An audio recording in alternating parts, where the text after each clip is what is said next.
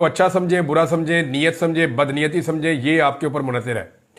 लेकिन मलिक रियाज ने फौज के साथ भी किया है, हुकूमतों के साथ भी किया है, शख्सियात के साथ भी किया है, इदारों के साथ भी किया है, खुद भी किया है।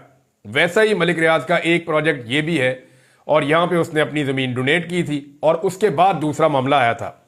अब ज़रा समझे कि नेशनल क्राइम एजेंसी जो है बरतानिया की, उसके और मलिक रियाज के बीच में एक चीज़ तय पाती है, और नौबत इसलिए आती है कि मलिक रियाज का बेटा नवाज शरीफ के बेटे से दुगनी कीमत के ऊपर प्रॉपर्टी खरीद लेता है।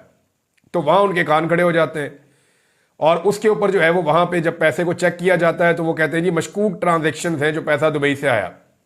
अब मशकूक ट्रांजैक्शन का जब मामला होता है तो मलिक रियाज उनके साथ डील शुरू करते हैं। तो बरतानिया की नेशनल क्राइम एजेंसी के साथ मलिक रियाज इस नतीजे पर पहुंचते हैं कि जी मैं पैसा वापस पाकिस्तान ले जाता हूं, आप जो है वो इस मामले को यहीं पे रोकते हैं। अब मलिक रियाज के ये मामला रोकने की वजह से नवाज शरीफ के बेटे को भी फायदा हो जाता है, यानी किसी सवाल जवाब की और गुंजाइश नहीं रहती। नेशनल क्राइम एजेंसी और मलिक रियाज के बीच में बंद लिफाफे में तय हो जाती है चीजें, और वो पहुंच जाती है पाकिस्तान की गवर्नमेंट के पास। अब पाकिस्तान की गवर्नमेंट के पास दो रास्ते थे, या तो ये पैसा पाकिस्तान की गवर्नमेंट वापस मंगवा लेती कि ठीक है जी आप दोनों का जो मायदा हो गया हम तस्लीम कर लेते हैं, ये पैसा पाकिस्तान को आप वापस पहुंचा दें, या मलिक रियाज को पाकिस्तान में वापस आने दें।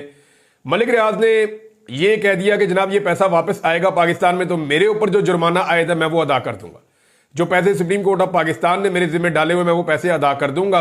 अदरवाइज अगर आपने केस करना है तो आप केस कर लें, और अगर पाकिस्तान की हुकूमत केस करती है तो पाकिस्तान की हुकूमत को पाकिस्तान में और बरतानिया में केस लड़ना पड़ना था, फिर उसके जीतने और हारने के इम्कानात भी थे, उसके ऊपर खर्चा भी होना था, और पहले भी कुछ $100 मिलियन पाकिस्तान जो है वो इसमें पैसा खपा चुका है बकौल इमरान खान साहब के। अब वो ये कहते हैं कि जनाब अगर आपको पसंद नहीं है ये डील, ये पैसा वापस आया और वापस आके सुप्रीम कोर्ट ऑफ पाकिस्तान के अकाउंट में गया, अगर आपको ये डील पसंद नहीं है तो खोलो फिर थैला। यानी शहबाज शरीफ की हुकूमत आती है, शहबाज शरीफ उस लिफाफे को खोलता ही नहीं है। काकड़ की हुकूमत आती है, वो भी नहीं खोलता।